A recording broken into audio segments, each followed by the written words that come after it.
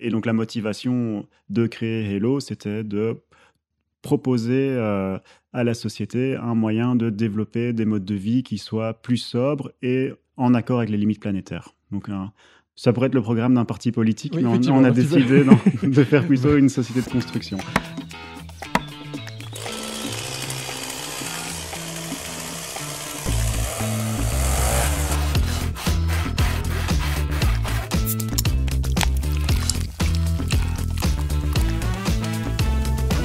Bienvenue dans cet épisode 3 de Gueule de Bois, l'émission qui parle de bois et un petit peu de bière. Aujourd'hui, on va vous faire découvrir un sujet hyper intéressant.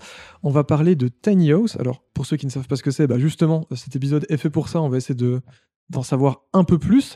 Aujourd'hui, comme d'habitude, je suis en compagnie de Quentin, qui est derrière la table de mixage pour l'enregistrement. S'il y a des problèmes de son, c'est sa faute. Évidemment, toujours moi qui suis là pour vous présenter ce podcast, et notre invité, Philippe, de chez Hello, j'espère que je le prononce bien d'ailleurs. Et d'ailleurs, on va vous présenter tout ça très vite. Je vous rappelle que ce podcast est réalisé en partenariat avec Bois Local.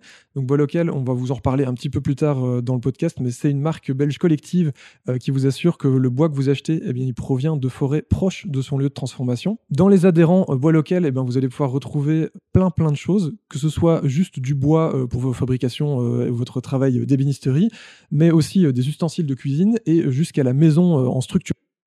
D'ailleurs, là-dedans, on a aussi les tiny house. Aujourd'hui, on a comme invité Philippe de chez Hello, avec qui on va parler de tiny house. Pour ceux qui parlent pas la langue de Mr Bean, la tiny house, c'est une petite maison. Alors dans le tiny, on a même un côté un peu mignon, je trouve, plus que juste Little House. Et donc, on a ces petites maisons qui sont souvent construites sur des remorques. Mais on va essayer d'en savoir un peu plus parce que je pense que c'est plus que ça, c'est pas juste ça. Et c'est justement pour ça que tu es là aujourd'hui, pour nous en parler. Avant de se lancer là-dedans, on va faire une petite tradition, c'est-à-dire s'ouvrir une petite bière pour pouvoir se détendre un petit peu et parler un peu plus tranquillement. Alors aujourd'hui, une des bières qu'on va goûter, parce qu'on en goûtera une deuxième qu'on s'ouvrira peut-être un peu après, et donc on en parlera après. La première, qui est celle que j'ai décidé de présenter aujourd'hui, s'appelle la Small Street. Pour ceux qui parlent de nouveau là, cette magnifique langue qu'est l'anglais, Small Street, un petite rue, je trouvais que c'était sympa pour Tiny House, ça marchait, ça matchait bien. C'est une bière blonde qui tire à 5,6 degrés, donc normalement ça devrait aller, on devrait continuer à savoir parler correctement, qui est plutôt fruitée et qui est brassée à Tongres par deux amis.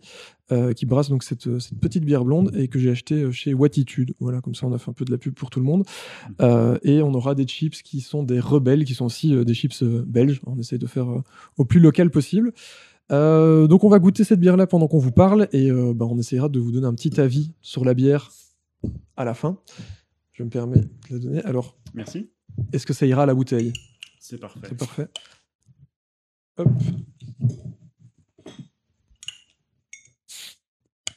Voilà. Et bien donc maintenant on va se lancer dans le vif du sujet quand même, parce que c'est bien de parler de bière, mais on est quand même là pour parler des tiny house. Du coup, la première question peut-être, c'est qui es-tu et c'est quoi Hello ? Qu'est-ce que tu y fais ?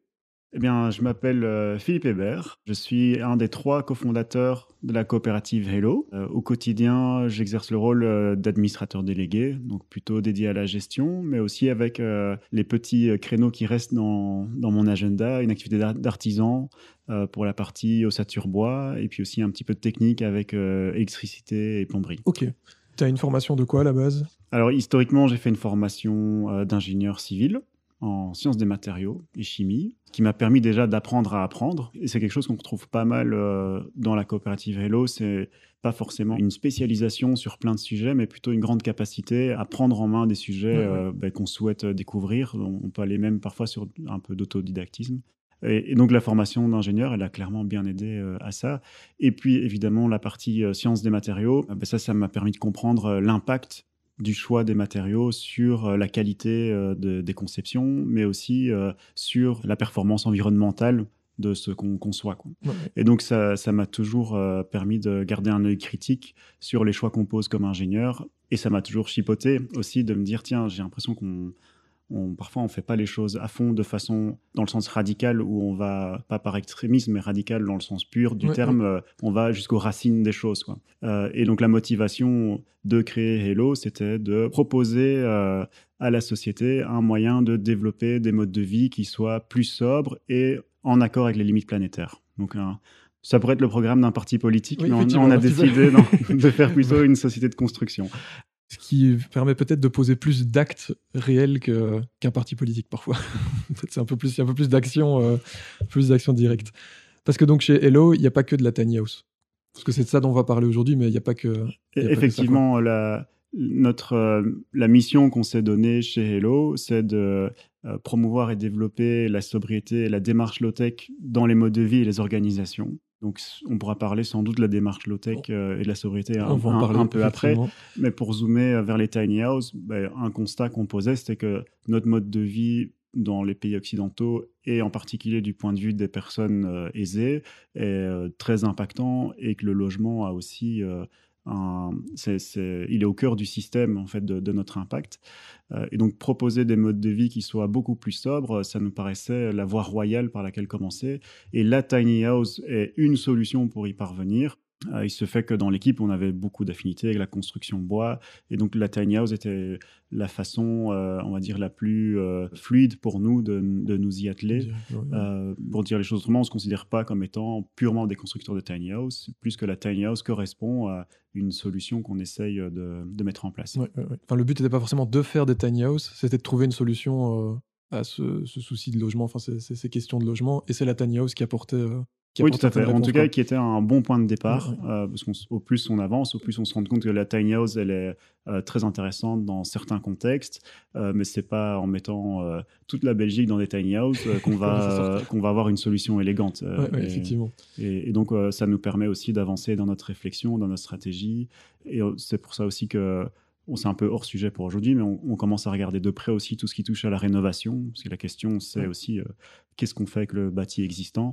Dit autrement, la tiny house, on voit ça comme une solution intéressante quand il y a un besoin de construction neuve pour limiter la quantité de matériaux qui est utilisée, pour avoir une empreinte au sol quasi nulle, puisque la construction est réversible, que ce soit sur remorque ou sur pilotis. Et puis nous, en tant qu'entreprise, tout le processus pour devenir capable de concevoir, construire et vendre une tiny house, en fait, c'est un processus qui est assez compliqué, parce que la tiny house, c'est, d'un point de vue conception, quelque chose avec énormément de contraintes. Il y a une contrainte de taille, une contrainte de poids. On rajoute, nous, par conviction, des contraintes de provenance des matériaux et la façon de les mettre en œuvre. Et donc, une fois qu'on résout, entre guillemets, ce problème d'arriver à construire une tiny house avec des valeurs, on a comme passé un cap qui nous permet après de nous attaquer à d'autres problèmes qui ont des similitudes. Qui ont le même genre de questions. Du coup, on arrive à la question suivante, qui est, c'est quoi une tiny house exactement? Pour ceux qui n'y connaîtraient rien et qui ne sauraient pas du tout ce que c'est. Alors, tiny house, c'est sûr qu'on devine un peu par les termes mini-maison, ou voire, en fait, en anglais, tiny, c'est aussi cette notion de minuscule, mais effectivement, qui a aussi cette petite connotation de mignon, quoi. Oui, c'est ça. Et on va dire, dans nos contrées, une tiny house, on peut la définir effectivement comme étant une mini-maison, et il y a souvent cette idée de surroue. Mais en fait, pas forcément. Dit autrement, c'est une maison de petite taille et qui rentre dans la famille, on va dire, de l'habitat léger.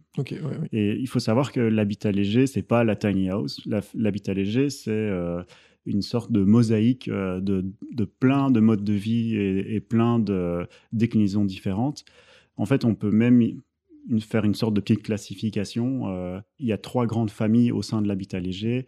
Il y a l'habitat alternatif dans lequel on retrouve les tiny houses, les yurts, ce genre de solutions d'habitat. Après, il y a aussi l'habitat permanent. Donc ça, c'est en fait même la proportion la plus élevée de personnes qui sont dans une logique d'habitat léger. Et puis, on a aussi les gens du voyage qui sont à part entière dans ce grand groupe d'habitat léger. Et pourquoi je mentionne ça, c'est parce que ce n'est pas les mêmes enjeux de quotidien pour chacun de ces familles-là, si on veut un petit peu simplifier. Et pourtant, c'est très important que quand on envisage un développement de l'habitat léger dans les modes de vie, que ça soit inclusif et que tout le monde soit du coup de la partie, quoi. Que chacun puisse s'y retrouver. Et Bon, la tiny house, ce côté rassurant, c'est une ville à 4 façades. Ça ne bouscule pas trop les habitudes, entre guillemets. Donc pour nous, c'est aussi plus confortable C'est plus en proche de ce qu'on tant a l'habitude que de... constructeur. Mais néanmoins, il faut savoir que ce qu'on fait pour contribuer au domaine de l'habitat léger, ça doit être fait en connaissance des différents acteurs et parties prenantes. Ok. J'espère que j'ai répondu à la question de qu'est-ce que c'est une tiny house. Je pense que c'est plutôt clair. Après, on va peut-être que dans le reste, ça éclairera aussi d'autres points supplémentaires. Bon, du coup, la question suivante, c'était comment est venue l'idée de fabriquer les tiny houses? Mais ça, je pense que tu y es déjà un peu arrivé avec l'introduction. Oui, moi je peux y revenir un petit peu plus. Oui, si tu penses qu'il y a moyen d'un peu plus spécifier, parce que c'est intéressant de savoir qu'est-ce qui amène à ce genre de réflexion. En fait, Hello, c'était créé par 3 personnes, donc Marc Reydams, Florent Sani et moi-même. Marc et Florent, ils sont plus issus du milieu du bois en tant que menuisier ou bien ingénieur qui travaillent du moins dans le domaine de l'ossature bois. Moi, dans mon parcours, j'avais plus à la base un questionnement sur ah ben tiens, comment est-ce qu'on peut trouver un mode de vie pérenne et puis à un moment j'ai croisé l'habitat léger et la tiny house et je me suis dit ah oui là il y a quelque chose. Il y a un truc à Et creuser. dans le cadre d'une mini formation du forum, j'ai croisé Marc qui faisait lui la formation longue en ossature bois et puis on s'est rendu compte qu'on avait des envies communes et c'est à ce moment-là que on va dire il y a eu l'étincelle pour la création de la société, quoi. Donc c'est vraiment cette convergence entre des intérêts sur la démarche low-tech, qu'on pourra expliquer un petit peu plus tard, la démarche de sobriété, puis la volonté d'être actif dans la construction bois et faire des choses qui nous font vibrer, quoi. Oui, tout à fait. Et puis, pourquoi est-ce que la tiny house était particulièrement pertinente? Si on fait un petit calcul du coût de la maison par rapport à des solutions alternatives, on voit que même en payant un travail artisanal pour la construction de la maison, vu que la maison est relativement indépendante du terrain, ça change un petit peu la donne. On n'est plus obligé, dans une logique de devenir propriétaire, d'être propriétaire du terrain. Parce que si jamais on veut bouger, on laisse le terrain dans le même état dans lequel on est arrivé, quoi. Et donc, ça veut dire qu'on touche directement aux revenus nécessaires pour vivre. Et en fait, ce qui compte dans le budget du ménage, c'est pas on va dire, le montant qu'on gagne par mois, c'est la différence entre ce qu'on gagne et ce qu'on dépense. En fait, c'est vraiment ça la source de confort. Et l'approche avec la tiny house ou aussi l'habitat léger, c'est plus général, c'est de se dire, en questionnant mon choix de logement, quand on a l'occasion de le questionner, je peux travailler sur la hauteur de mes dépenses plutôt que la hauteur de mes revenus, qui est plus difficile à tirer vers le haut. Parfois on est coincé, quoi. Et ça, c'est pour l'aspect économique. Et puis après, sur l'aspect écologique, on a déjà parlé de l'empreinte au sol et l'artificialisation du sol. J'allais revenir là-dessus, c'est aussi une spécificité de la... Qui, du coup, avec la tiny house, en tout cas, elle est tout à fait présente. Donc, c'est tout à fait cohérent avec ce qui arrive devant nous, du style plus d'artificialisation des sols. Avec la tiny house, le truc est réglé d'entrée de jeu. Il n'y a plus de questions à se poser. Mais à nouveau, il y a la question de l'échelle, est-ce que c'est valable pour tout le monde, etc. Mais à l'échelle individuelle, ça règle le problème tout de suite. On a une quantité de matériaux dans l'objet maison qui réalise la fonction logement qui est beaucoup moindre que pour une maison classique. Donc dans l'énergie grise des matériaux, biosourcés ou non, on a directement un ordre de grandeur de différence par rapport à une maison classique. Et puis dans son opération, évidemment, là, ça va dépendre du comportement des habitants. Mais typiquement, on peut s'en sortir avec quelque chose comme 100 € de charge par an en eau, électricité et gaz. Ah oui, quand même. Donc, on est habitué plutôt à ce que ça soit par mois et par facture. Voilà. Ah oui, quand même. Donc là, je suis retombé sur l'aspect économique, mais évidemment, il y a toujours le pendant, on va dire, plus écologique. Oui, évidemment. Donc l'impact, que ce soit en CO2 ou d'autres impacts environnementaux, il est aussi significativement réduit. Et là, typiquement, on va parler de 90 à 99% de moins qu'un habitat standard. Donc il y a des choses qui sont vraiment significatives. Et quand on se projette dans l'avenir, on sait qu'on va devoir modifier nos comportements et on se dit, tiens, on doit diminuer notre impact de 5% tous les ans. C'est quelque chose qui n'est pas anodin, quoi. Mais c'est pas rien. Ce que je trouvais vraiment passionnant, c'est qu'avec la tiny house, on descendait d'un coup abrupt comme ça sur un niveau qui était tout à fait acceptable. Et donc, ça m'a donné envie de creuser dans cette voie-là avec mes associés.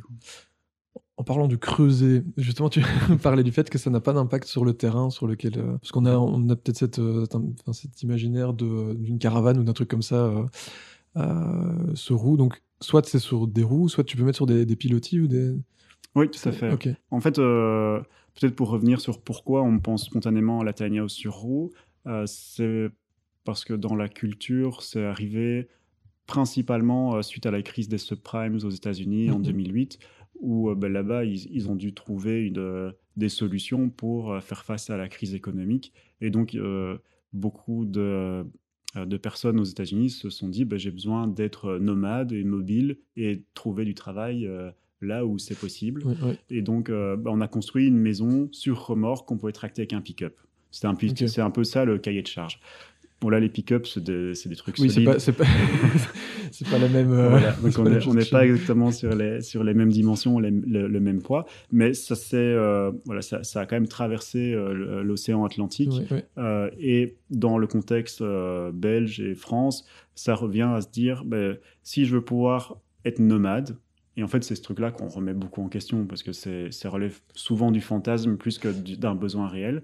Mais si je veux être nomade, je veux pouvoir potentiellement bouger ma maison tous les jours sans que ça soit un convoi exceptionnel et avec une voiture normale.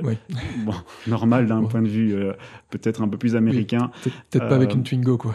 Voilà, mais donc ça veut dire il faut... que la remorque avec son chargement, qui s'avère être une maison, fasse moins de 3,5 tonnes. Il faut faire moins de 2,55 m en largeur et moins de 4 mètres en hauteur en Belgique. En France, c'est un peu plus. Et ça permet de bouger sa maison comme on irait au parc à conteneurs, avec sa remorque chargée de tonte. Si tu dois aller jeter tes verres à la bulle à verre, tu vas avec ta maison directement, tu jettes tes verres et puis pratique ça. Mais du coup, tu disais, je suppose que la plupart des gens, quand même, une fois qu'ils ont leur tiny house qui est posé à un endroit, ils en bougent pas forcément tous les jours, quoi. Oui, effectivement. Donc le fait que ça puisse être bougé facilement avant qu'il y ait un cadre légal, c'était quand même quelque chose qui était intéressant parce que ça permettait aux pionniers de se dire je tente et puis si je dois bouger, je bouge, c'est pas compliqué. Fort heureusement, la situation a pas mal évolué. Donc maintenant, il y a une véritable reconnaissance de l'habitat léger, du moins en Wallonie. Et donc maintenant, on se rapproche de plus en plus d'un schéma d'une maison classique où on s'installe sur un terrain en zone à bâtir. Il y a un permis d'urbanisme simplifié, mais toujours un permis d'urbanisme qui est nécessaire.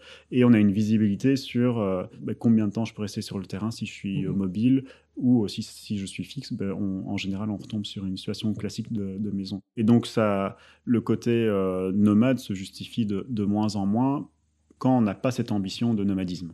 Et du coup, j'ai presque l'impression d'avoir oublié la question, mais c'est de plus en plus fréquent de voir des tiny houses qui sont posées sur des structures pilotis, qui est une démarche que chez Hello on trouve très très pertinente parce que ça, en fait, à nouveau du point de vue consommation des matières, c'est beaucoup plus intelligent. On n'a pas besoin de mobiliser une remorque qui est un objet technique quand en fait elle sert juste de structure de fondation. Oui, c'est ça. Et donc, il y a même plutôt intérêt à mutualiser des remorques entre les différents propriétaires de tiny house et s'arranger. Tiens, je vais la déplacer.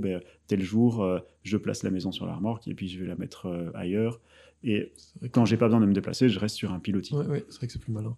Puis du coup, les pilotis, ça ne demande pas de couler une dalle de béton, par exemple, là où tu veux placer ta tiny house. Non, effectivement, on pourrait, c'est pas impossible, mais en général, on fonctionne avec un système de vis de fondation, donc qui permettent de s'ancrer dans le sol, et puis sur ce système de vis, après, on construit une structure de pilotis classique en bois. Parfois, une structure en métal, ça reste quand même intéressant parce que c'est plus facilement démontable, remontable, etc. Mais globalement, le bilan matière est bien plus intéressant quand on est sur un système pilotique, un système de remorque. Parce que du coup, une fois que tu retires la tiny house, il n'y a aucune trace, à part les trous potentiellement effectivement, on est vraiment dans une logique de réversibilité. Donc, on peut démonter toute la structure pilotis, on dévisse...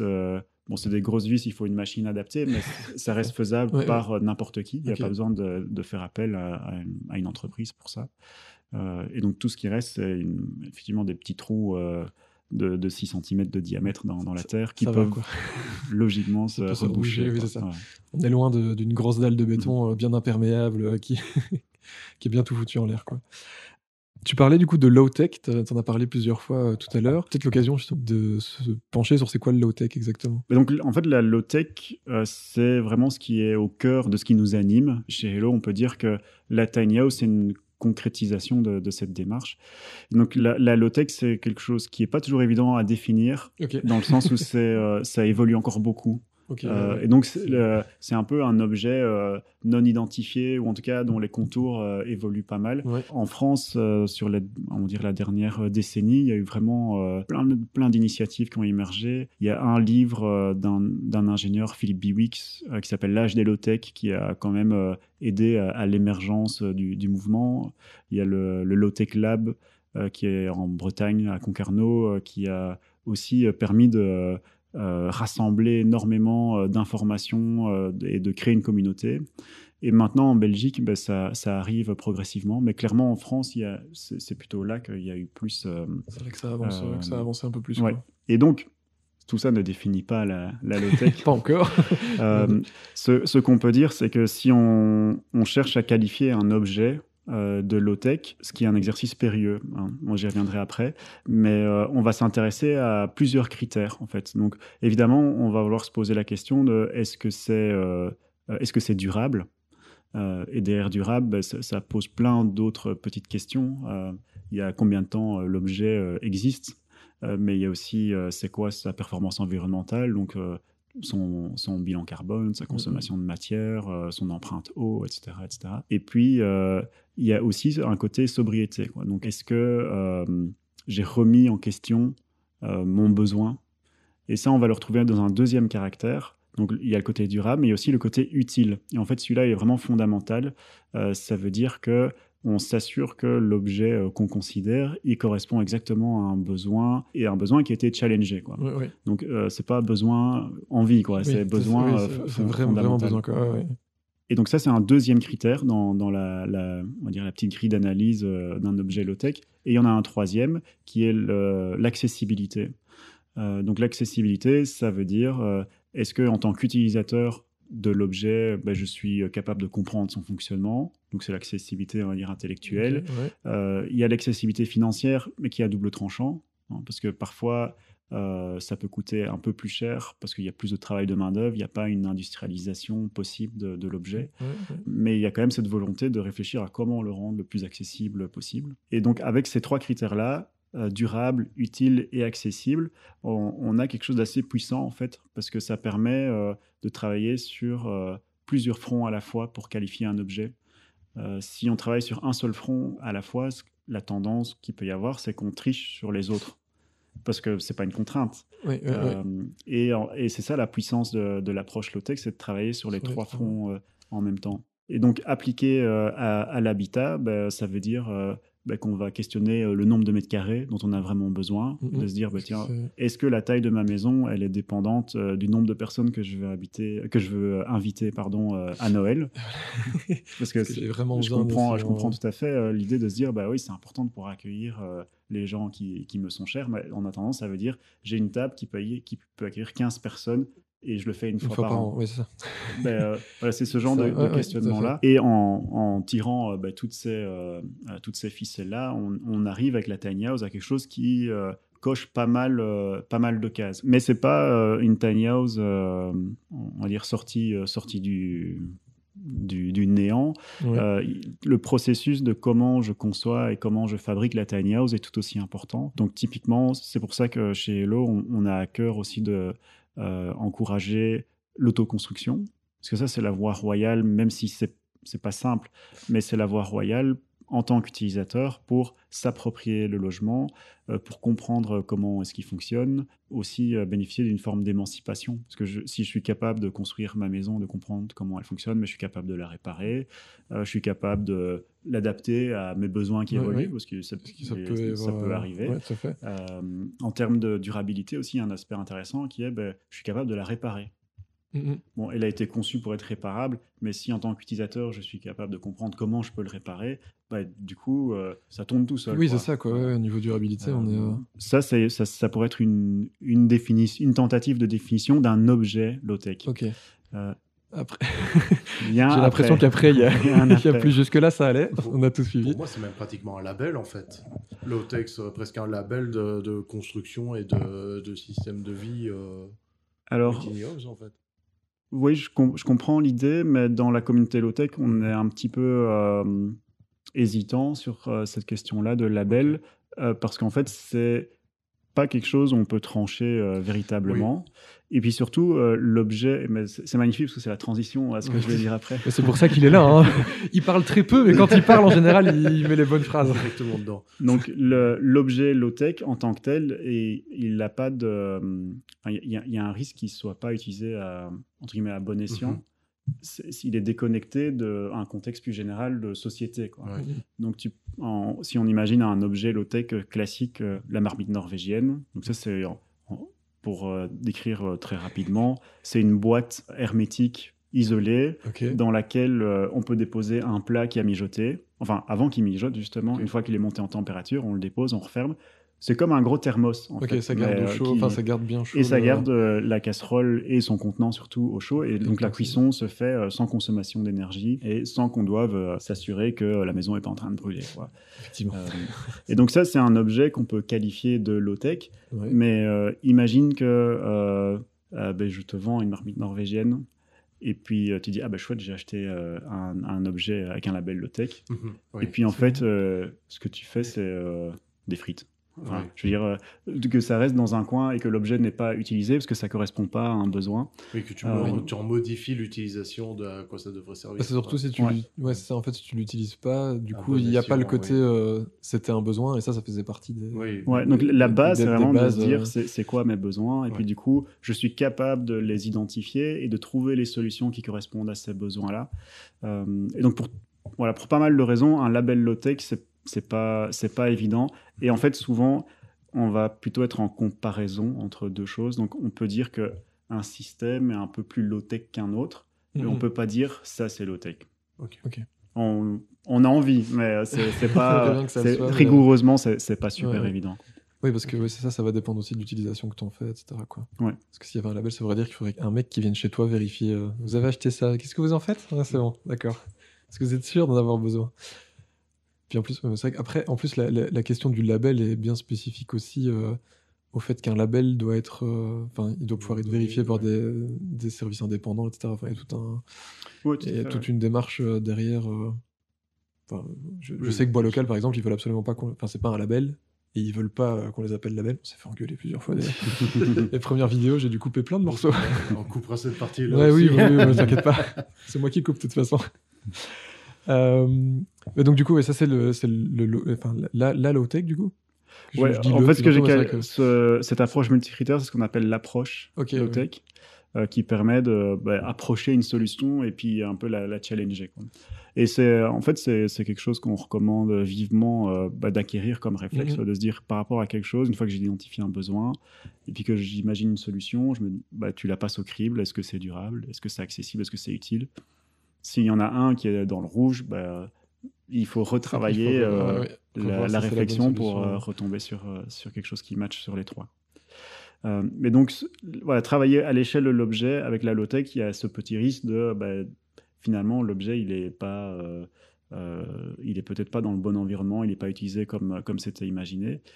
Et ce qu'on voit de plus en plus dans le monde de la low-tech, c'est parler de ce qu'on appelle la démarche. Et là, c'est plutôt appliqué à l'échelle de la société. On va tomber plutôt sur des questions de philosophie ou de politique. Et ça vise à répondre à la question qu'est-ce qui nous suffit pour nous épanouir collectivement? C'est un peu cette grande question-là.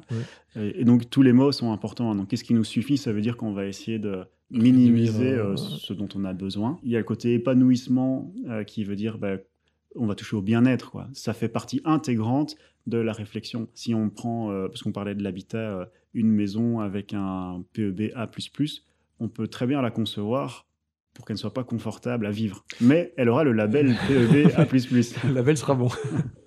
Et donc cette notion de bien-être, elle est vraiment essentielle.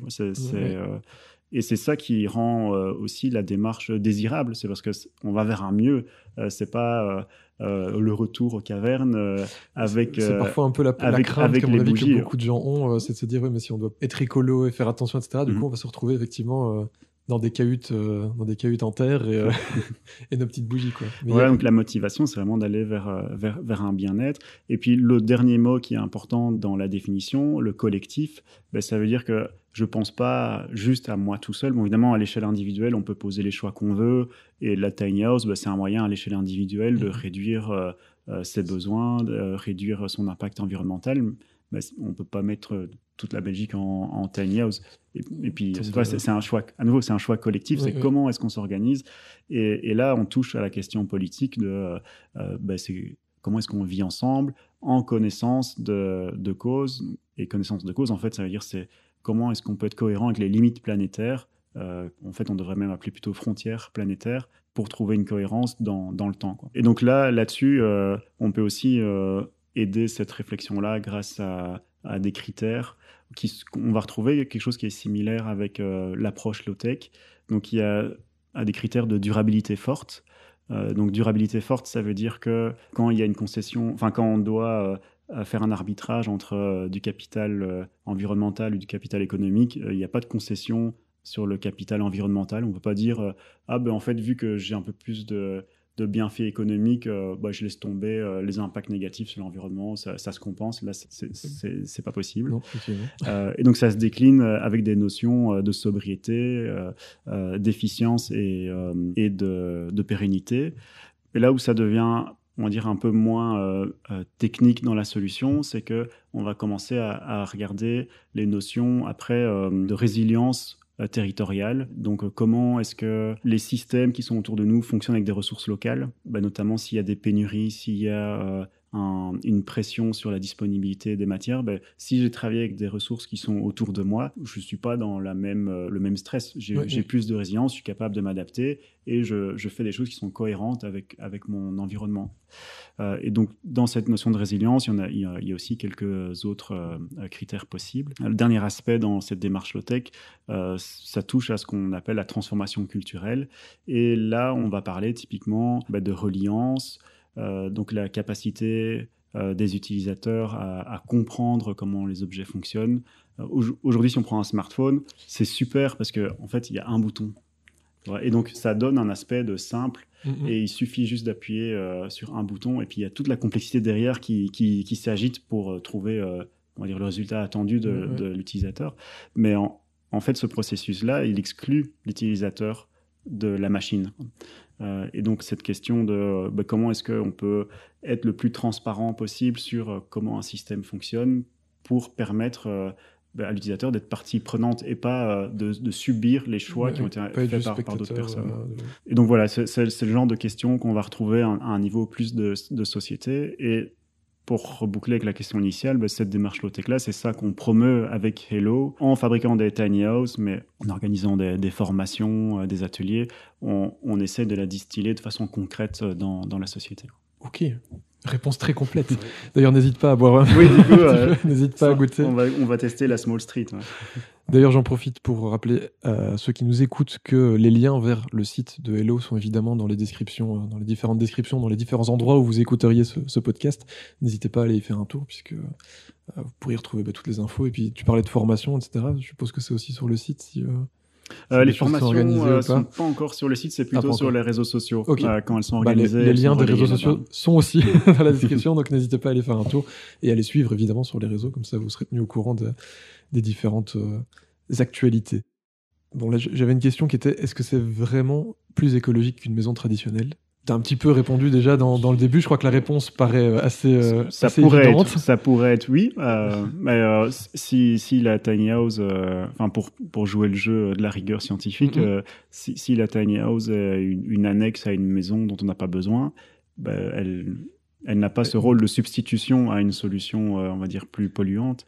Et donc, elle pourrait devenir un objet de consommation comme un autre, et donc ne pas être spécialement écologique. Plus écologique, ouais. Mais par contre, si ça remplace une maison trop grande pour l'utilisateur, et donc ça libère une maison pour, on va dire, un foyer qui a besoin d'une maison plus grande, ben là, oui, on est dans quelque chose de tout à fait vertueux. On en revient, en fait, la grosse question, c'est l'utilité de l'objet qu'on fait, quoi. Ça me fait penser parfois au genre, le fait, la question des pailles, enfin ça n'a rien à voir, mais la question des pailles, par exemple, le fait de trouver plein de solutions pour remplacer la paille par d'autres types de paille.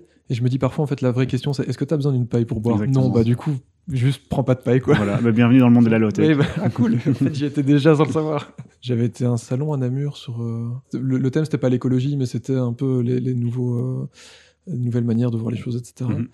Et t'avais tout ce genre de stands qui présentaient des nouvelles pailles qui sont plus écologiques, tu dis, bah, finalement...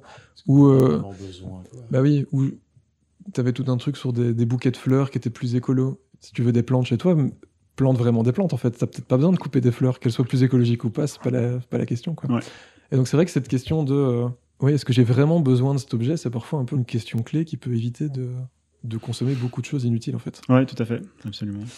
Enfin voilà, c'était ma petite parenthèse pour que... J'aime bien parler, donc il faut que je parle un peu.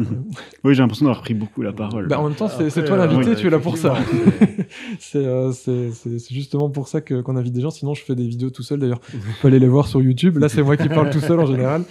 Mais c'est cool d'avoir des gens justement qui viennent parler. Parce que moi, si j'avais dû parler de ça, je me serais renseigné sur Internet. J'aurais distillé, enfin, j'aurais redit ce que j'ai pu lire. Mais c'est intéressant d'avoir des gens qui sont un peu plus dans le truc, justement. Qui s'y connaissent un peu mieux. Bah, du coup, la question suivante. Quentin est pressé. Non, pas du tout. Mais bon, Ah oui, mais c'est une question très pratico-pratique. Oui. C'était, est-ce qu'il y a une limite de nombre de personnes qui peuvent vivre dans une tiny house ? Jusqu'à combien, s'il y a une limite ? C'est pas si, hein. Oui, ça pose d'abord la question de c'est quoi la taille d'une tiny house. Exact. Dans les tiny houses les plus classiques qu'on voit passer sur les réseaux sociaux ou qu'on imagine spontanément. Donc une tiny house de 6 mètres 50 de long et 2 mètres 50 de large. Ça marche très bien pour une personne seule, pour un couple, éventuellement un couple avec un enfant. Il y a des personnes, il y a des familles qui vivent à plus dans une tiny house, mais j'ai personnellement du mal à comprendre comment ça peut vraiment bien s'appliquer. J'avoue que... Donc la limite dans une tiny house elle est plutôt à 2. Je me permets 2,5 en disant le 1,5 c'est un petit enfant. Donc, c'est mon côté ingénieur qui met des virgules. Non mais je crois qu'on imagine bien le demi effectivement. Mais ça c'est pour une tiny house on va dire classique. Mais il n'y a pas de raison de se limiter à cette taille, si ce n'est si on veut être mobile. Oui, c'est ce que tu disais tout à l'heure, c'est que si on veut pouvoir avoir une remorque qui ait cette dimension légale, je suppose, du coup, pour pouvoir passer sur la c'est pour pouvoir sur la route, éviter d'être un convoi exceptionnel. Ouais, ok. Voilà. Mais si on veut être un convoi exceptionnel, en fait, on peut faire à peu près ce qu'on veut. Et du coup, on peut rester dans un cadre d'habitat léger et de tiny house avec des dimensions plus importantes. Typiquement, on va être sur 3 mètres, 3 mètres et demi de large, 8-9 mètres de long. Et là, ça devient des maisons qui sont propices à la vie de famille, quoi, où on peut avoir des espaces avec une vraie intimité, parce que parfois ça peut être nécessaire, ou différents espaces de couchage, etc. Et donc là, ça marche très bien pour une famille de 4-5 maximum, quoi. Après, si on est sur des nombres de personnes plus importants, l'idée, c'est de travailler de façon modulaire. Donc, une tiny house, elle peut avoir différentes fonctionnalités. Ça peut être juste du couchage, ou ça peut être du couchage plus la cuisine, plus le salon. Et puis après, on peut les combiner ensemble. Oui, additionner des modules. Et c'est un chouette moyen aussi de faire en sorte que le logement soit toujours avec la bonne taille par rapport aux besoins. Oui, mais on en revient à ce truc. Parce que souvent, on commence seul, puis à 2, et puis après, ça devient un peu plus. Et puis, on revient à 2. Et donc la tiny house standard, elle marche bien en début de vie active et en fin de vie active. Mais entre les deux, c'est pas un modèle pérenne, quoi. Ouais. Donc, soit on travaille sur une conception qui est un peu plus généreuse, soit on travaille avec une notion de modularité qui permet de s'adapter au contexte, quoi. C'est vrai que ça peut être sympa de commencer avec une tiny house pour tout seul à la limite, dans lequel on devient 2, puis rajouter un module pour pouvoir être famille, et puis effectivement après, parce qu'il y a quand même pas mal de parents qui se retrouvent finalement à 2 dans des maisons gigantesques, qui étaient déjà peut-être trop grandes pour la famille avant, mais ça repose la question de l'utilité. Mais donc du coup, il y a des solutions pour pouvoir être un peu plus que... Ouais, tout à fait. Parce que c'est vrai que dans l'imaginaire, comme tu dis, on imagine toujours cette tiny house sur roue, et donc qui du coup a des dimensions très limitées, et qui effectivement à 2 ou à 2,5, comme tu dis, passe. Mais après, ça devient compliqué quand il n'y a pas de chambre vraiment fermée, ou des choses comme ça, c'est parfois un peu plus compliqué. Bon, ça, c'est des questions un peu simplistes, hein, mais j'ai l'impression qu'à chaque fois, ça amène des réponses intéressantes. Donc là, on a posé la question du nombre, et après, il y a la question du confort par rapport à une maison traditionnelle. Bon, même si là, allez, je veux dire, on met à chaque fois en conflit traditionnel et tiny, alors que, bon... Bientôt, ça sera vrai, l'inverse. Voilà, c'est ça. Et puis, en vrai, je pense qu'il y a des trucs entre, etc. Enfin, il n'y a pas... parce que dans les maisons traditionnelles, il y a un milliard de manières de construire aussi, et des manières plus ou moins intéressantes écologiquement et pérennement parlant. Il y a plus de maisons traditionnelles insalubres que de tiny house insalubres. Ouais, mais voilà. Mais donc, parce que j'ai l'impression que parfois les gens ont peut-être un peu peur de se dire, mais surtout si on s'imagine la tiny house comme une caravane, tu vois, un truc très simple, on a peut-être envie de se dire, c'est cool la caravane pendant 2 semaines en vacances, mais est-ce que à long terme, pour vivre, c'est aussi agréable qu'une maison C'est surtout aussi que les gens pensent beaucoup à leur espace. Ouais, de peur, je pense que certains ont peur de se retrouver confinés dans un trop petit espace qu'ils ont commandé et qu'en fait ils ont besoin d'un peu plus, mais je pense que c'est plutôt un mode de vie qu'il faut changer à ce moment-là. Oui, de se poser la question de est-ce que j'ai besoin d'autant d'espace. Oui, tout à fait. La question du confort, en fait, elle fait partie de la question du bien-être, et du coup, ça pose la question de qu'est-ce qui me rend heureux, quoi, et qu'est-ce qui me satisfait. Et ça, c'est très personnel. Quoi. Oui. Tout le monde n'a peut-être pas besoin de tant d'espace. C'est pas une réponse pour éviter la question. T'avais dit parti politique, nous, au début, c'est ça. En fait, zut, on a invité un politique. Bon, on arrête là. Non, si je dis ça, c'est pour expliquer que ce confort, il va dépendre de la situation de chacun, et c'est pas forcément une solution qui est applicable à tous. Mais ce qui est certain, c'est que si le choix de vie dans un habitat comme une tiny house se pose, c'est généralement le fruit d'un choix. Donc si c'est par contrainte, ça va être différent, je pense, comme perception. Mais si ça peut être un choix, en général, c'est déjà quelque chose qui change la donne. Et puis, indépendamment de cette question de ce que c'est choisi ou subi, dans le confort, il y a aussi la liberté que ça donne au quotidien. Et après, je vais répondre vraiment à la question. Je pense que là, on est déjà en train de... Ça va, on sent que le chemin arrive. Donc, la liberté que ça donne en diminuant les besoins financiers, on voit, on entend que c'est vraiment quelque chose qui est un apport important du logement et de confort au quotidien. Plus le fait, si on a participé à la construction, de se dire, tiens, ça, c'est moi qui ai fait. Pas pour se la péter, mais non, mais c'est toujours agréable de se... C'est plutôt en fait, on est en confiance parce qu'on sait ce qui nous entoure, comment ça a été réalisé, on sait avec qui on l'a fait. Il y a sûrement des amis, des proches qui sont venus filer un coup de main. Il y a eu des aventures. Tu sais à cause de qui telle fenêtre n'est pas super bien placée. Voilà. On n'aurait pas dû l'inviter, celui-là. Et puis après, si on regarde plus sous l'angle confort thermique, parce que en fait, il y a plusieurs choses dans le confort, mais souvent on a tendance à dire ah oui, et le confort thermique. La maison, elle est réalisée dans les règles de l'art comme une maison ossature bois. Donc ça veut dire qu'il y a l'étanchéité à l'air qui est réalisée de façon nickel. On a une isolation souvent d'origine biosourcée qui, pour les contraintes de taille, reste limitée. En général, on est sur 10 cm d'épaisseur de mur. Mais ça veut dire qu'on a quand même un degré d'isolation qui est tout à fait correct. A contrario, on a très peu d'inertie. Parce que c'est une maison ossature bois qui est toute petite. Donc voilà, si on veut de l'inertie, on peut faire une petite maison en terre-paille. Et là, on a quelque chose d'incroyable, mais on ne sait pas la déplacer. Oui. Voilà, donc il faut faire des choix. C'est toujours une question. Si on veut être capable de déplacer la maison, c'est pas super évident d'avoir une bonne inertie, mais voilà, on peut très bien vivre avec. Donc ça veut dire qu'en été, typiquement, il faut bien se protéger de la chaleur. Donc vu qu'on a une maison qui est facilement déplaçable, on peut aller la mettre derrière un arbre.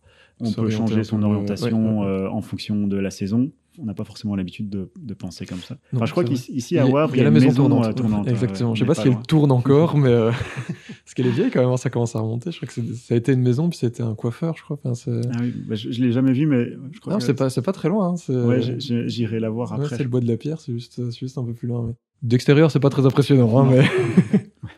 C'est un gros cercle, mais oui, c'est ça, c'est qui permet du coup de suivre les mouvements du soleil, etc., et d'être toujours bien orienté. Ouais. Mais c'est vrai que du coup, la tiny house peut permettre, en fonction des saisons, de se De placer s'adapter, ou de s'orienter quoi. Et donc, au mieux, quoi. la grosse différence, c'est que la tiny house, on vit les saisons, en particulier quand on est avec des techniques d'autonomie. En fait, s'il y a du soleil, on va profiter qu'il y ait du soleil. S'il y a de l'eau, on va profiter qu'il y a de l'eau. Et donc, ça change aussi la relation qu'on a avec l'extérieur. L'extérieur n'est pas une source d'agression.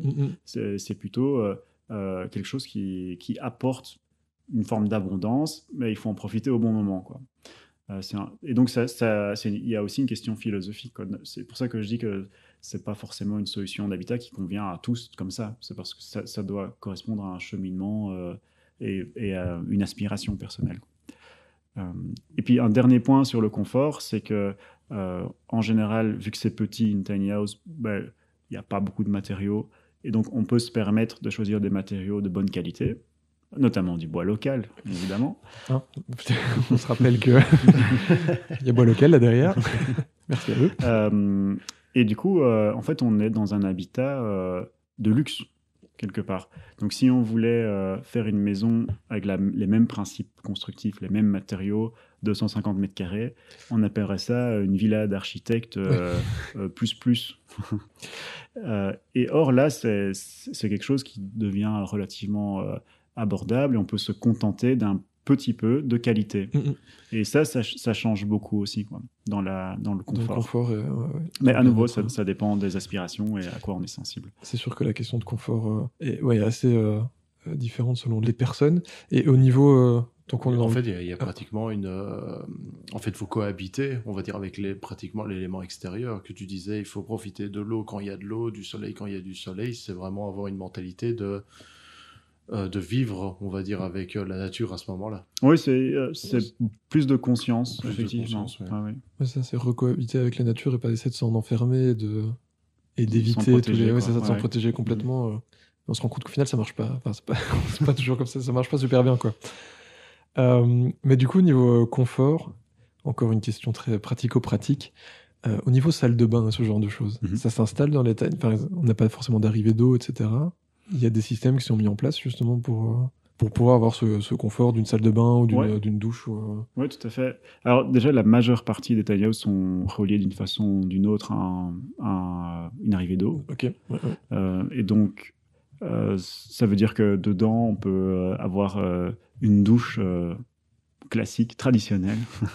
Ça rassure un peu les gens. Le côté traditionnel, ça rassure toujours. Un beau tub bien bas de 80-80. Ça veut dire que on peut chauffer l'eau. Enfin, c'est comme une maison, quoi. Oui, c'est ça. Donc on se retrouve vraiment sur les mêmes caractéristiques. Après, il y a la question de l'encombrement, quoi. Donc, si on veut une machine à laver, il faut bien le prévoir, il faut trouver l'espace pour, mais c'est toujours possible, quoi. Mais ça sera un choix sur est-ce que j'ai plus de rangement de vêtements ou est-ce que j'ai une machine à laver. Et là, du coup, on se pose encore la question de l'utilité, de est-ce que j'ai vraiment besoin de telle ou telle chose. Mais donc, les salles de bain qu'on voit dans la plupart des tiny houses, c'est souvent une douche et une toilette, en l'occurrence souvent une toilette sèche, parce que ça permet de diminuer drastiquement sa consommation d'eau. Et puis, parfois un petit lavabo en plus. Donc on a vraiment le confort normal, certainement parfois même plus confortable que certains côtes étudiants de Louvain-la-Neuve. Oui, tout à fait. Pour peut-être dire un peu une bêtise, mais le gros avantage, c'est que la toilette ne fait pas plouf. C'est vrai. Parce que parfois, surtout si c'est dans une tiny house, c'est pas très grand. Si on a l'invité qui est installé dans le salon, ça évite d'avoir du plouf. Mais donc, il y a quand même quelque chose qu'on pourrait rajouter aussi, parce qu'on n'est pas toujours connecté au réseau nécessairement, même si on rentre dans le cadre légal, en général, on a une connexion aux impétrants qui est requise. Mais c'est possible aussi d'envisager la vie en tiny house en autonomie complète, sachant que l'autonomie en eau, elle est vachement challenge, parce qu'elle dépend de la pluviométrie. Ça, on ne la maîtrise pas, mais en Belgique, elle est OK sur l'année. Oui. Mais par contre, elle dépend aussi de la surface de captation. Et le toit d'une tiny house, en gros, c'est 15 mètres carrés. Ce n'est pas énorme. Et ça veut dire que sur l'année, on peut se permettre... je ne suis pas sûr à 100% de mes chiffres, mais l'ordre de grandeur, c'est ça. On peut avoir 20 à 25 litres par jour d'eau, quoi. Donc, une douche, c'est 5-6 litres d'eau par minute. Donc, c'est 4 minutes de douche. Mais rien d'autre, et en plus. Quoi. Et rien d'autre. Donc, dans la pratique, l'autonomie en eau, c'est possible si tu as une annexe. En gros, si tu as plus de surface. À partir de 40 mètres carrés de surface de captation, on tombe sur quelque chose où c'est OK. Et je parle de tiny house où on vit dedans tout le temps. Hein. Pas de tiny house Airbnb qui sont là juste le week-end. Mais donc dans une logique où c'est vraiment mon logement et j'ai des besoins quotidiens. La question d'autonomie en eau, c'est un petit peu de challenge. Et dans ces cas-là, il faut faire vachement attention à sa consommation. Mais c'est possible. Oui. Après, ça reste dans la démarche, je veux dire, ça reste dans cette démarche logique de faire attention à ce qu'on consomme. Oui, tout à fait. Que ce soit l'eau, l'électricité ou le reste, quoi. Mais je crois que du coup, Quentin avait une question. Oui, moi c'était vraiment, du coup, plutôt vraiment pratique et du côté vraiment, du coup, pour la personne qui serait vraiment intéressée, c'est les étapes, on va dire, où le client irait chez vous jusqu'à, il a l'habitation. Du coup, c'est quoi ces différentes étapes et peut-être les questionnements à avoir et ce genre de choses. S'il y a des gens qui nous écoutent qui voudraient une tiny house, comment on se lance, quoi. Je vous... Bon, évidemment, il faut nous contacter. Oui, évidemment. On rappelle que tous les liens sont dans les descriptions, donc n'hésitez pas à aller y faire un tour. Et puis, l'étape suivante, je vous la laisse deviner dans la démarche low-tech. Se poser les questions de... Voilà, questionner le besoin, exactement. Ouais. Il y a un service un peu psy qui est pendant justement de savoir le besoin ou... J'irai pas jusque psy, mais c'est quelque chose qu'on encourage de challenger les besoins. Il y a, donc, dans le processus chez Hello, il y a ce qu'on appelle un avant-projet. Et l'avant-projet, il vise à identifier les besoins et puis et les envies aussi, parce qu'on n'est pas là pour se fouetter et dire regarde, j'ai réussi à économiser autant. Donc, c'est avant tout, j'ai envie de me faire plaisir et de vivre mieux. Quoi. Et donc, il y a aussi quelque chose qui est très important de se dire oui, j'aimerais bien ceci, j'aimerais bien ça, et puis on voit comment tout match. Quoi.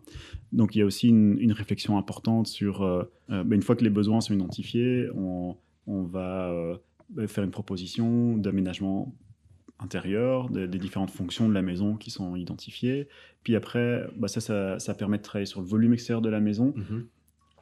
S'il y a une demande de permis d'urbanisme, en général, à ce moment-là, on a ce qu'il faut pour aller voir la commune et lancer le processus de permis d'urbanisme. C'est quelque chose sur lequel on peut aussi aider. Mais vu que c'est de l'habitat léger, le permis d'urbanisme est dit simplifié, donc on peut le faire sans l'aide d'un architecte. Mais dans la pratique, c'est quand même sympa d'avoir quelqu'un de type architecte qui est là, parce qu'il a l'habitude du dossier, il sait le langage de la commune. Et donc c'est un peu, il y a une petite ambivalence là, mais ce qui est cool, c'est que c'est possible de le faire tout seul. Et donc, une fois qu'il y a la confirmation de la commune, là, on peut aller plus loin, se confirmer les détails techniques de la maison et du coup avoir un devis précis à la virgule près. Avant la commune, on a on peut avoir un ordre de grandeur pour savoir est-ce que ça match avec le budget ou est-ce que ça marche pas. Et puis après, le projet, il est défini pas uniquement sur la conception, mais il y a aussi son exécution. Donc, à l'atelier, on peut faire tout le projet ou juste une partie. Par exemple, pour prendre deux exemples, on peut faire juste le gros œuf fermé et puis la maison, elle part et puis on termine de faire l'intérieur par soi-même ailleurs. Ou ça peut être une maison où on va jusqu'aux clés sur porte. Et la deuxième chose à regarder, c'est est-ce que je souhaite contribuer à la construction ? Et alors, si c'est le cas, c'est quoi mes disponibilités, c'est quoi mes compétences, c'est quoi mes envies, est-ce que j'ai des gens pour me faire éventuellement contribuer à un chantier participatif ? Et après, avec tout ça, on va identifier les postes sur lesquels c'est pertinent de travailler. Donc, par exemple, placer de l'isolant, ça marche bien. Placer le bardage, c'est aussi quelque chose qui marche assez bien. Mais il y a certains postes un peu plus techniques où là, on va dire non, ça c'est Hello qui réalise parce que on veut maîtriser à 100% pour garantir la qualité. Et donc ça arrive du coup, une fois qu'on a fait tous ces choix-là, on a le devis final, on a identifié tous les matériaux, et puis on peut dire OK ou pas OK. Et si c'est OK, après on est parti pour la partie construction. Ouais. C'est vrai que du coup, ça pourrait être intéressant de savoir quelles essences de bois vous utilisez dans les tiny houses, et peut-être leur provenance. Alors, ce qui est chouette dans la tiny house, c'est que c'est une maison en tant que telle. Donc, il y a toutes les fonctions d'une maison avec à chaque fois les besoins correspondant en type de caractéristiques de bois. Donc, en bardage extérieur, si on fait depuis l'extérieur vers l'intérieur, là, on doit avoir une bonne classe de durabilité et on doit toujours être relativement léger si on veut être nomade. Donc, effectivement, ça va un petit peu varier. Donc quelque chose qu'on aime pas mal en bois local, c'est le peuplier thermotraité, parce que on trouve ça dans nos contrées, c'est assez léger, c'est facilement mis en œuvre. Le seul petit désavantage, c'est il y a quand même une énergie grise importante dans le processus de traitement du bois. Oui. Mais voilà, on ne peut pas avoir tout. Il faut faire des petits choix. Ouais. Donc le peuplier thermo, ça c'est quelque chose qui marche assez bien.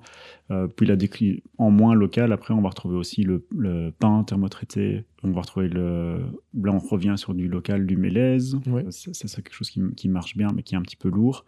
Et puis en pas lourd, mais pas d'ici, on a aussi le cèdre. Parce qu'en général, ça vient d'Amérique. Et voilà pour la plupart des essences côté bardage. L'ossature, c'est souvent de l'épicéa. On aimerait beaucoup en faire en peuplier aussi. Ouais. Mais il n'y a pas vraiment une filière chez nous. Il y en a dans le nord de la France. Il faut qu'on trouve le projet qui se met bien pour tester. S'il y a quelqu'un qui veut développer une filière de peuplier, c'est le moment. Voilà. Le peuplier, il a vraiment le meilleur ratio module de Young, donc c'est ce qui donne la rigidité du bois et densité. Et en fait, c'est ce ratio-là qu'il faut maximiser pour avoir la structure rigide la plus légère possible. Voilà, donc souvent on est sur de l'épicéa pour la structure. Et puis après, sur les finitions intérieures, le lambris, c'est à nouveau de l'épicéa, mais on a rarement une solution qui vient de Belgique. On retrouve le lambris en peuplier aussi, où là on est de nouveau sur du bois local. Et puis au sol, on va avoir du chêne. Ça, c'est possible. Si on travaille sur des épaisseurs pas trop importantes, on peut éviter un poids trop élevé. On a déjà fait un petit peu de châtaignier.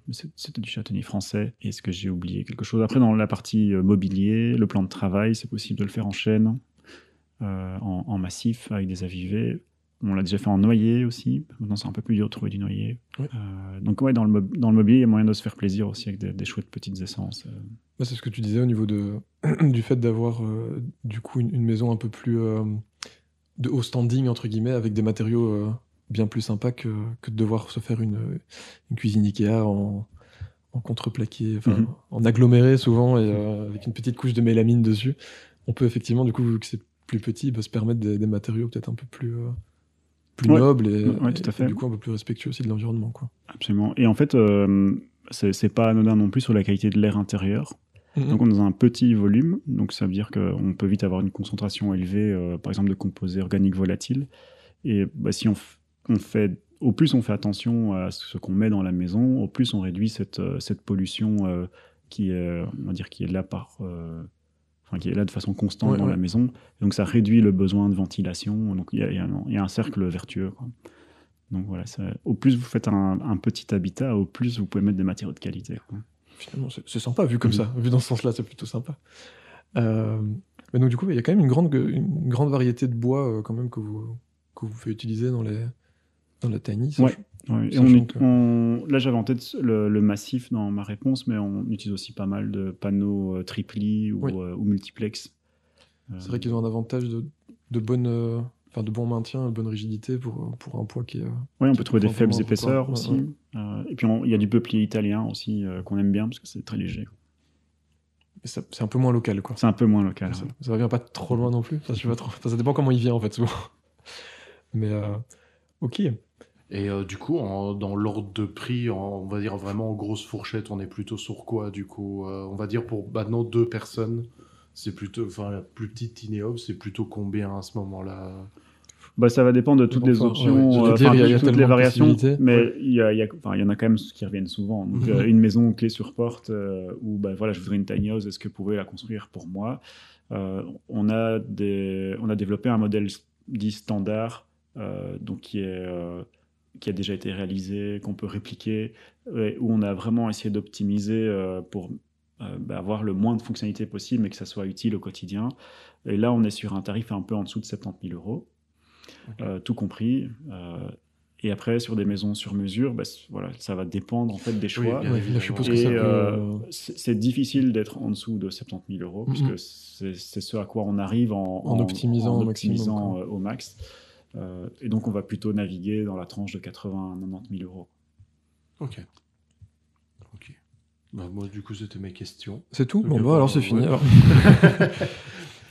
Non, mais c'était intéressant de savoir, Ouais. enfin, oui, parce que je pense que les gens qui écoutent aussi, s'ils sont intéressés, c'est sympa d'un peu imaginer comment le projet peut avancer. Parce que c'est vrai que des fois, c'est plutôt une question d'argent qui freine. Des fois, les gens aussi, de pas Ah, savoir combien ça peut coûter. Aussi. ça reste le nerf de la Après, guerre. ils peuvent Après- s'informer, ça c'est vrai. Mais Après, c'est vrai qu'il y a le fait du coût d'achat, entre guillemets, mais après, tu as sur le long terme aussi, les coûts sont pas les mêmes Exactement, qu'une oui. maison, quoi. Et ça, c'est un des gros points à comprendre aussi. Et parce que même pour moi, je trouve que le montant est élevé.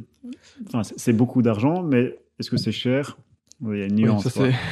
c'est toujours un peu... Et en fait, c'est juste qu'on ne sait pas faire moins cher sans tricher quelque part. Quoi. ouais. Et donc, si on ne triche pas sur la qualité des matériaux, si on ne triche pas sur la provenance de la main-d'œuvre, si on ne triche pas sur le suivi client qui est après, etc., ben, en fait, il y a un moment, on ne sait pas Il y a un aller, plafond, on sait pas aller enfin, plus un bas. plafond. Quoi. Et c'est vrai que des fois, Un pour seul. certaines personnes, enfin même maintenant en parlant des prix, je pense que ce sera beaucoup plus simple de faire un emprunt à la banque de 90 000 euros pour une tiny house pour quelqu'un qui voudrait quitter la ville que d'acheter un appartement des fois à une chambre qui est à 350 000 euros à ce moment-là, quoi. Tu veux quitter la ville? Absolument pas, mais c'est vrai que pour certaines, bienvenue dans notre pour campagne. certaines personnes, enfin la ville, ça devient de plus en plus oxygène en fait. Donc, je comprends. Je suis pas vraiment dans la ville, mais... bah oui. Et ce que je voulais ajouter Oui, sur la vas-y, partie coût, c'est effectivement le coût à l'exploitation, Ouais, ouais. entre guillemets. Ben, c'est vachement important de faire le petit calcul et de se dire, bah, tiens, sur un habitat A, plutôt traditionnel, Mhm. que j'ai pas choisi et qui est avec des choix techniques qui sont pas forcément 100% en phase avec mes besoins, bah, je vais peut-être avoir des charges de 200, 300 euros par mois, alors qu'avec une tiny house qui a été bien pensée par rapport à moi, je vais être sur un ordre de grandeur en dessous, quoi, 10 fois moins. Ouais, ce que Et tu donc, disais, sur le temps, ça fait aussi une sacrée différence. Quoi. oui, c'est ça. Il y a la différence entre le prix qu'on met à la base d'achat et puis le long terme.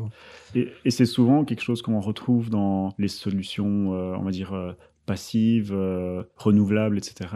Il y a un certain coût à la fabrication, Ouais, mais après, l'exploitation, c'est comme plat, quoi. Enfin, où ouais, quasiment. ça n'augmente pas très fort. Et donc, le désavantage, c'est qu'il faut apporter beaucoup au départ, mais après, on en profite sur la durée. On parle budget, du coup, ça pose aussi la question du financement. Oui. Ce qui est intéressant de voir, c'est que les organismes classiques de financement commencent à accepter regarder de quoi il s'agit et à proposer des solutions. Il y a quand même une question aussi, on se dit, bah, tiens, on veut diminuer ses besoins et donc on veut éviter de s'endetter. Et donc, si on s'endette, en fait, quand même, est-ce qu'on a vraiment résolu la martingale? Je ne suis pas sûr. Mais en tout cas, il y a des solutions de financement qui commencent à apparaître et qui permettent, du coup, d'avoir une fabrication artisanale de qualité avec un tarif qui est le reflet de cette réalité-là. Et sans que on doive sortir toute sa bourse d'un coup. Quoi. Ok, donc c'est faisable. Enfin, c'est imaginable, quoi. C'est tout à fait imaginable. T'as pris note, hein. Donc n'oublie pas, les liens seront où? Dans la description. Voilà, ça, exactement. Mais tu pourras aller voir avant la sortie du podcast parce que ça va être un peu long. Mais j'avais une dernière question, je sais pas si tu aurais une réponse, mais c'est peut-être quel a été votre plus gros ou plus impressionnant ou plus particulier projet que vous avez pu avoir chez Hello? S'il y a quelque chose qui vient en tête. C'est une comme bonne ça. question.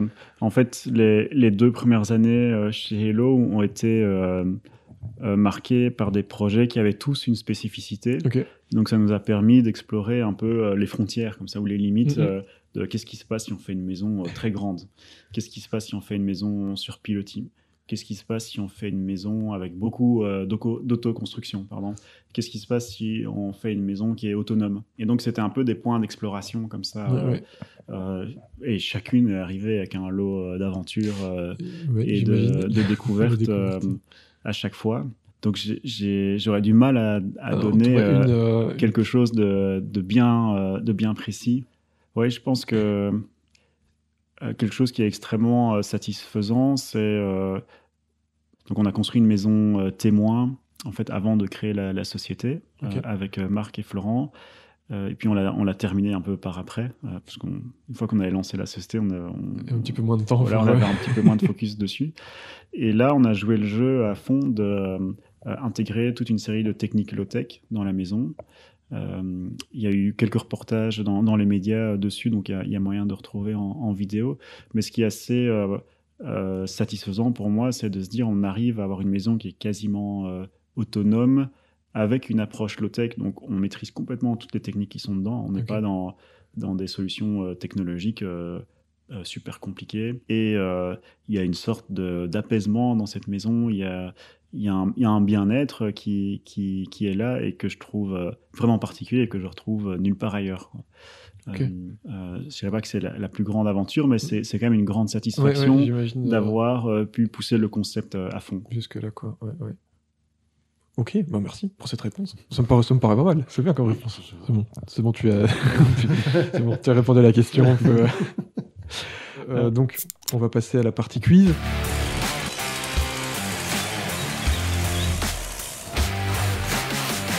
Le premier quiz, ça va être un quiz sonore. Alors, l'idée, c'est que je suis resté dans cette idée de tiny, donc de petit et de house. Et donc, on va te faire écouter, je vais vous faire écouter, du coup, des sons, des bruits très très courts, parce qu'ils sont du coup très tiny, de choses qu'on peut faire dans une tiny house. Et vous allez devoir me trouver quelles sont ces actions qui sont faites dans ces sons.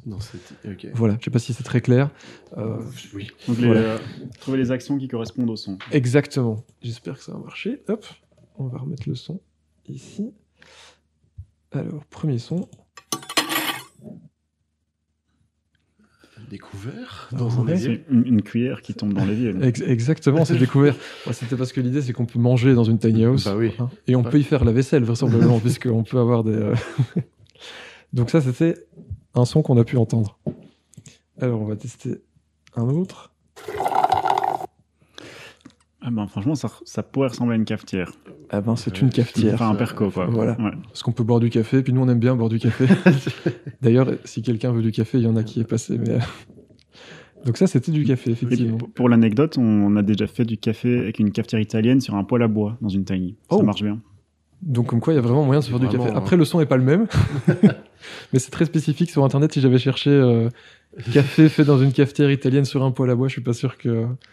Mais donc, du coup, tu peux installer des poêles dans un poêle à bois dans une tiny house. Il n'y a pas de risque. C'est parce que les gens, souvent, feu, bois, ça... Oui, bah, faut le faire dans les règles de l'art. Oui. Hein. Évidemment, on va pas faire un feu de bois directement au sol, au milieu de la... Ouais. Ça, c'est une douche. Waouh, c'est beaucoup trop rapide. Parce que c'est une toilette sèche, donc il n'y aurait pas ce bruit-là. Effectivement, voilà, tout à fait. Donc, c'est une douche, puisqu'on l'a dit tout à l'heure, on peut avoir des douches dans une tiny house. Donc pas de crainte pour le confort. Alors, on a... Ça ressemble à un petit feu qui crépite. Ah ouais, c'est un petit feu qui crépite. Comme quoi, finalement, la réponse n'était pas très loin. On peut avoir un feu de bois dans une tiny house. Vous répondez tellement vite, je pense que les gens n'ont même pas eu le temps de... Bah, tu mettras des pauses. Je vais laisser des petites pauses. Hein. Alors, on en a un avant-dernier. Vachement long. Machine à laver. Ouais, ce n'est pas un avion de chasse.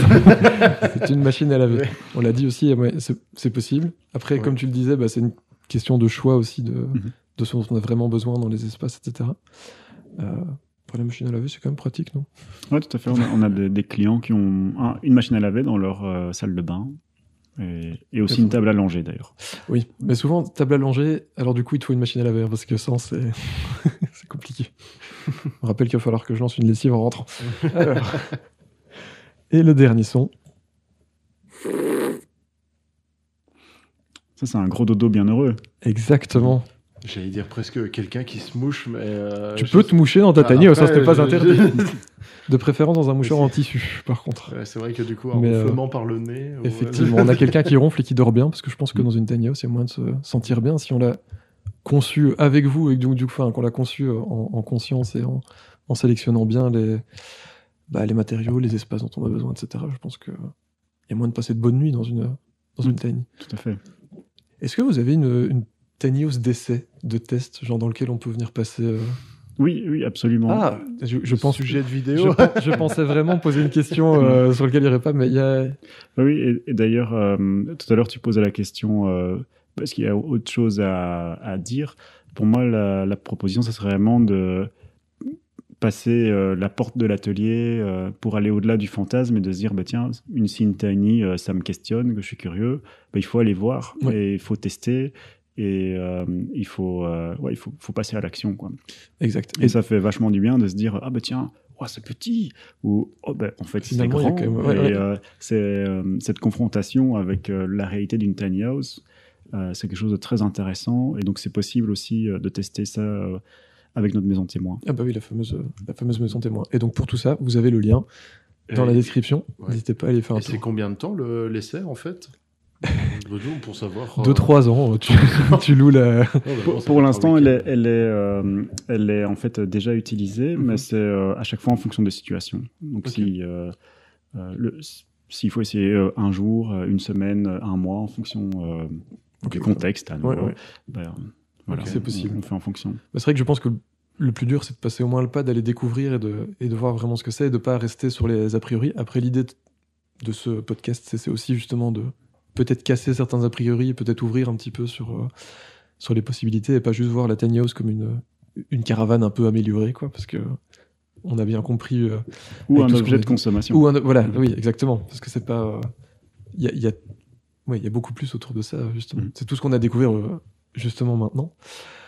J'ai un second quiz à vous proposer, qui est moins technologique. On peut retirer les casques si ça dérange ou pas. Alors, le questionnaire suivant, le petit quiz, c'est un peu... Je sais pas si tu regardes ou si tu as regardé, parce qu'il n'y en a plus, mais Burger Quiz. Je ne sais pas pourquoi je pensais que tu allais m'en parler. Ouais. C'est parce qu'on a une tête à regarder ce genre de... Avec des chips et des bières sur la table, ça... C'est un peu notre... et il y a ce fameux... Je prends maillot. Tu prends maillot? Ouais. Du coup, tu seras ketchup. Mais je ne sais plus comment il appelle ces trucs-là.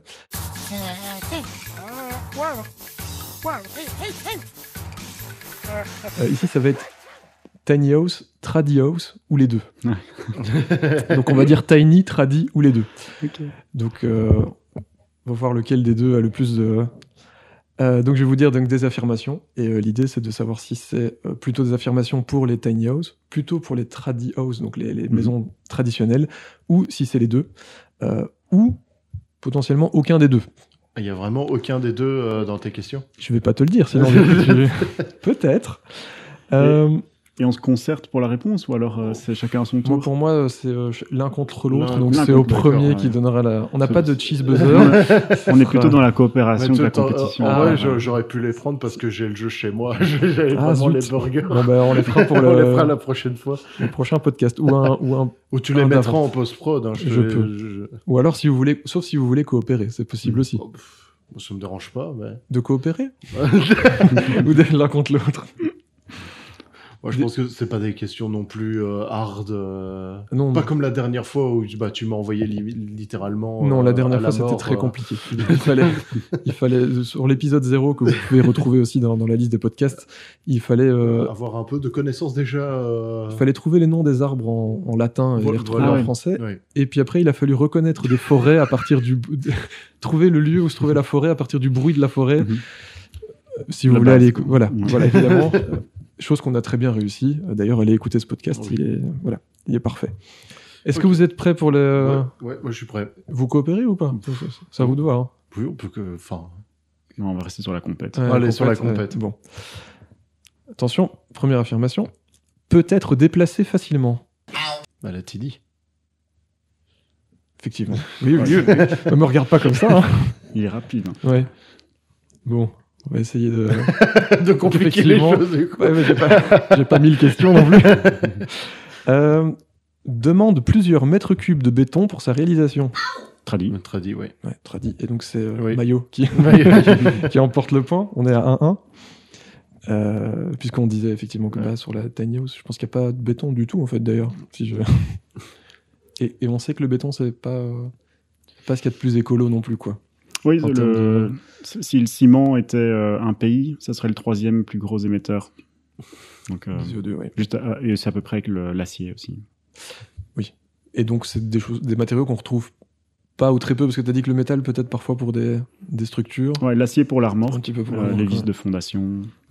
Et encore, cette remorque, on disait que s'il n'y a pas d'envie de se déplacer régulièrement, il n'y a peut-être pas besoin. Ouais. Donc, la remorque, Donc, finalement, c'est presque la moitié du bilan carbone de Ah oui, quand Tiny, même. Ouais.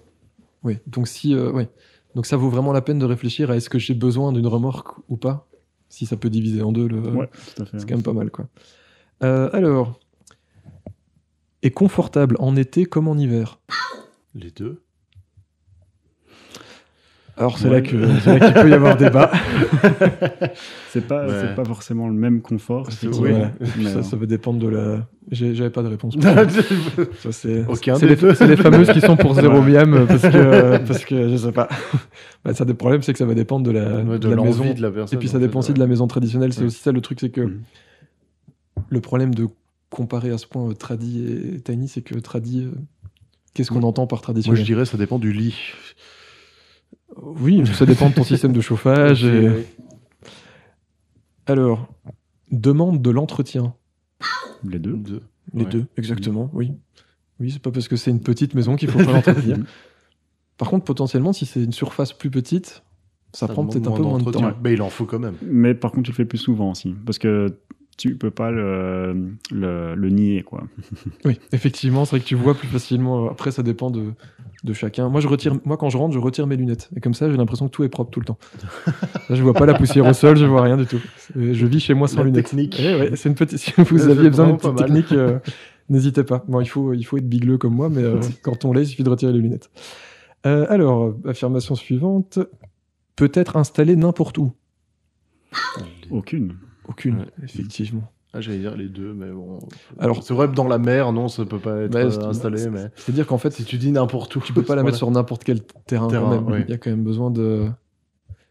d'un permis d'urbanisme. C'est ça. Oui. C'est ce que tu disais tout à l'heure, qui est certes simplifié, mais il le faut quand même. On ne peut pas aller sur n'importe quel terrain et dire là, je mets ma tiny. Et encore moins une maison traditionnelle, parce que, à mon avis, tu commences les fondations et tu te fais engueuler tout de suite.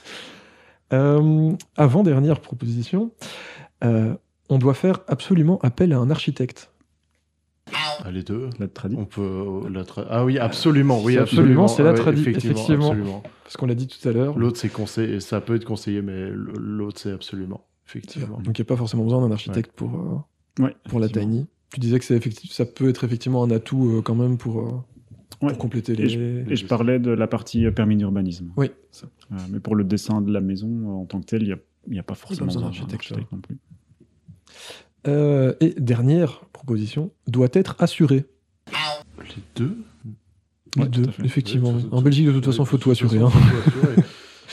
Mais effectivement, la tiny house doit quand même être assurée. En plus, c'est pas... on fait pas ça comme ça, n'importe comment, n'importe où. Il y a quand même des démarches.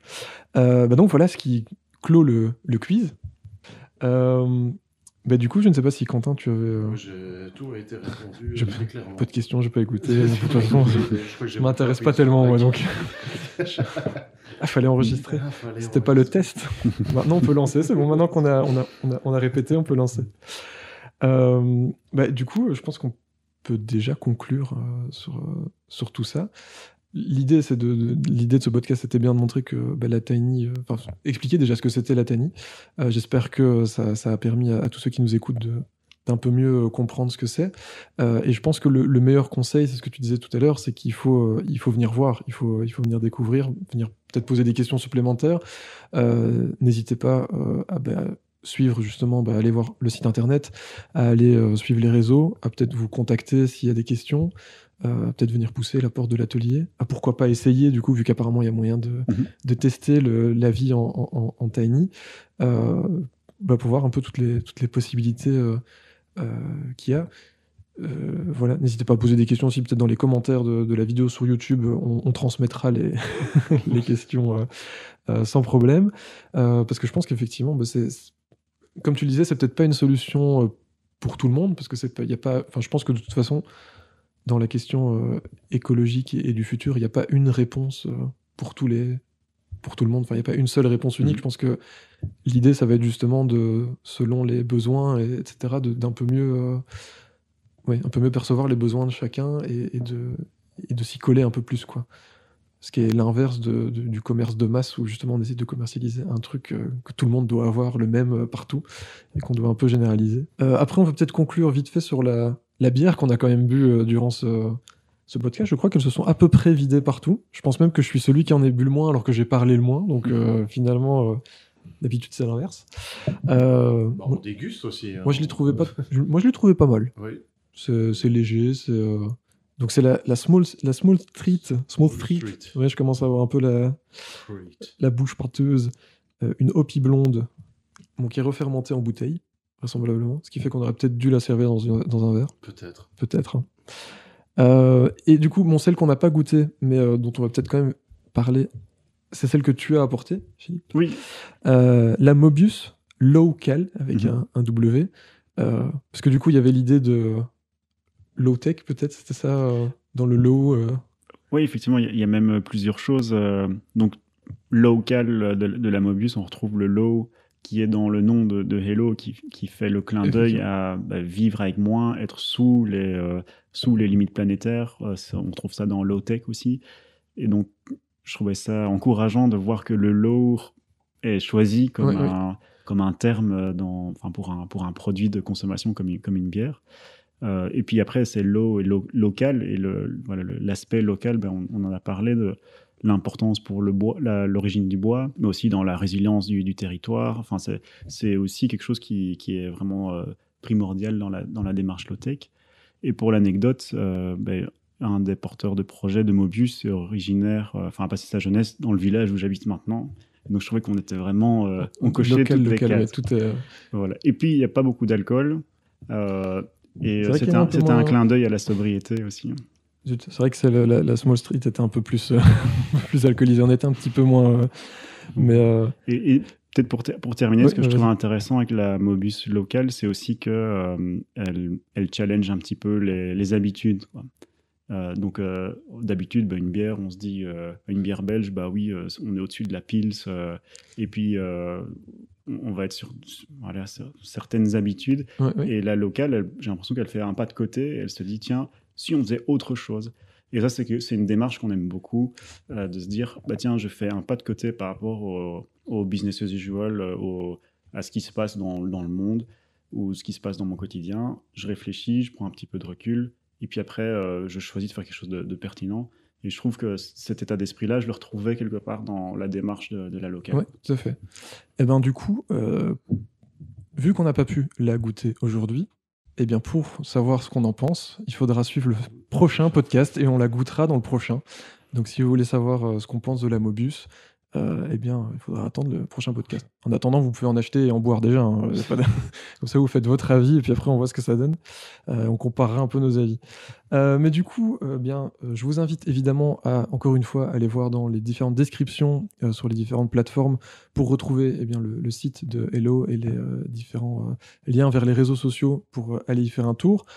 Évidemment aussi le lien vers Bois Local, puisque c'est quand même le partenaire de ces podcasts, et éventuellement nos liens vers nos réseaux sociaux si vous voulez quand même être tenu au courant de la sortie des podcasts, être tenu aussi au courant des tournages, des enregistrements des podcasts, et puis tout le reste, notre chaîne YouTube, etc. Tout est, la description va être gigantesque, mais il y a plein de liens, mais vous allez voir, c'est bien noté, vous n'allez pas vous y perdre.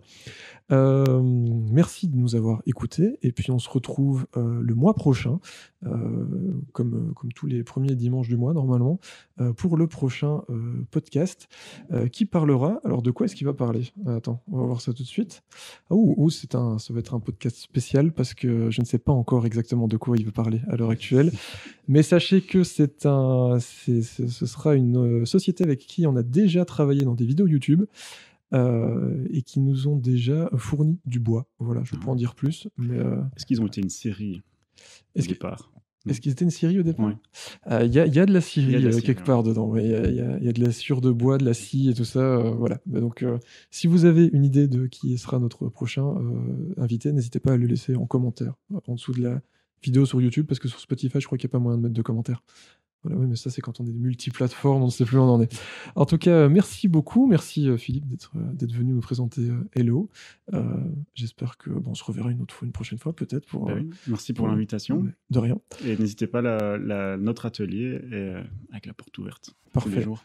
On ira peut-être, nous, d'ailleurs, tourner une vidéo, un de ces quatre, peut-être. Hein. Donc, et n'hésitez pas à nous suivre sur YouTube. Peut-être qu'il y aura une vidéo qui sortira sur les Tenios. Comme ça, en plus d'avoir le son, vous aurez les images. Je vous dis au revoir, tout simplement.